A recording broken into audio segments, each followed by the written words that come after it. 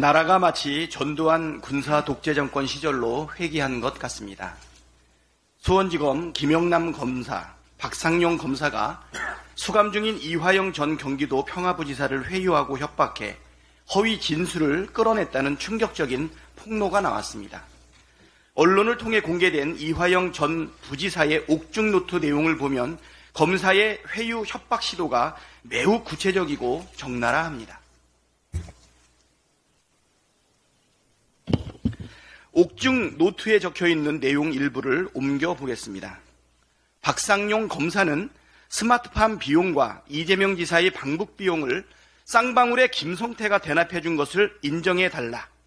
부지사님이 그렇게 진술해도 이 대표가 구속되지는 않을 것이다. 그렇게 진술하지 않으면 우리는 부지사님을 주범으로 기소할 수밖에 없다. 김성태 등 쌍방울 관계자들이 잘 협조하고 있어서 부지사님도 절대 무죄가 되지 않을 것이다. 법정에서 부지사님 변호인들의 변론은 내가 보기에도 잘못하고 있는 것이다 라고 말했다. 박상용 검사는 부지사님 보세요.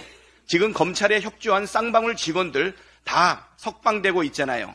김성태 동생도 1년 6개월 구형할 것을 6개월로 낮춰서 구형했다. 방용철도 보석 신청하면 나가게 할 것입니다. 이재명 대표는 백현동 건으로 확실히 처벌될 거예요. 부지사님 진술로 이 대표가 구속되지는 않을 것입니다. 라고 이야기하면서 나에게 확실한 진술을 요구했다. 박상용 검사는 이 상태로는 상부에 동의할 수 없다고 한다. 무언가 확실하게 이재명이 연결되어야 당신이 주범이 아닌 종범이 될 수 있다. 처벌도 훨씬 가볍게 받을 수 있다. 지금 재판받고 있는 것도 잘 해결될 수 있다. 불구속 상태로 재판받을 수 있다. 검찰이 그렇게 할 수 있다. 시간이 정말 없다. 오늘이 마지막이다. 결정하라. 또 최후 통첩식으로 압박을 했다. 이와 같이 야당 대표를 제거하기 위해 검찰들이 조직적으로 공작을 벌이고 있는 정황이 적나라하게 담겨 있습니다. 검찰은 회유 협박 사실이 없다고 발뺌하고 있지만 가짜로 지어냈다고 보기엔 내용이 매우 구체적이고 일관됩니다. 어묵했던 군사 독재 정권 시절에나 있었을 법한 일이 2023년 대한민국에서 버젓이 자행되고 있다는 사실에 큰 충격을 받게 됩니다.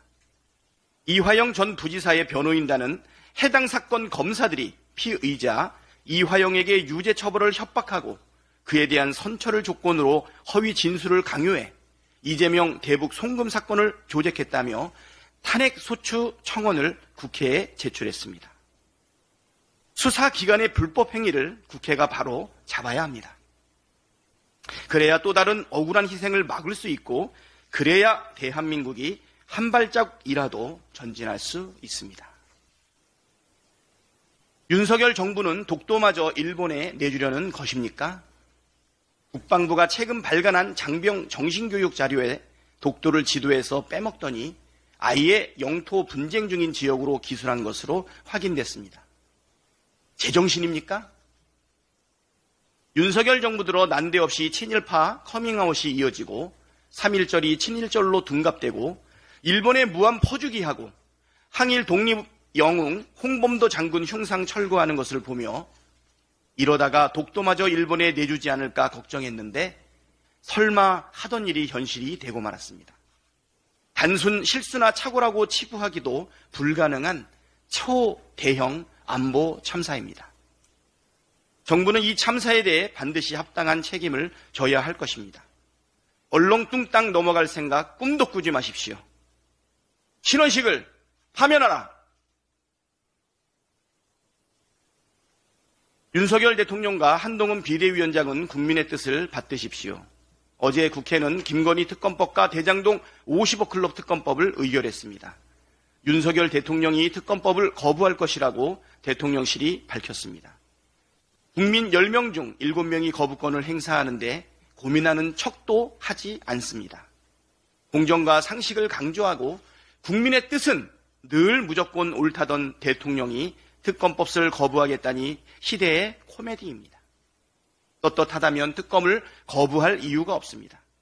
대통령 자신이 불공정과 몰상식, 내로남불의 상징이라는 선언입니다. 특검을 반대하던 자가 범인이라던 국힘당은 표결에 불참하고 거부권을 건의했습니다. 진짜 범인이 누구인지 단적으로 보여주는 장면이었습니다. 그 누구든 법 위에 있을 수 없다고 큰소리치던 한동훈 위원장은 막상 뚜껑을 열어보니 윤석열 아바타 김건희 방탄복에 불과했습니다. 국민을 지키는 도구가 아니라 권력을 지키는 도구였습니다. 국민의 뜻을 거스르는 정치는 국민에게 단죄받는다는 사실 명심하십시오. 다사다난했던 2023년의 마지막 금요일입니다. 국민 여러분, 올 한 해도 정말 수고 많으셨습니다. 경제 위기와 민생 위기의 높은 파고 속에서 각자 도생하며 분투하셨을 국민 여러분께 위로의 말씀을 전합니다.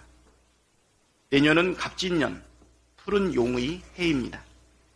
국민 모두의 삶이 값지게 빛나는 해가 되기를 진심으로 소망합니다. 정치가 국민의 삶을 지키는 든든한 방파제가 될 수 있도록 더욱 열심히 뛰겠습니다.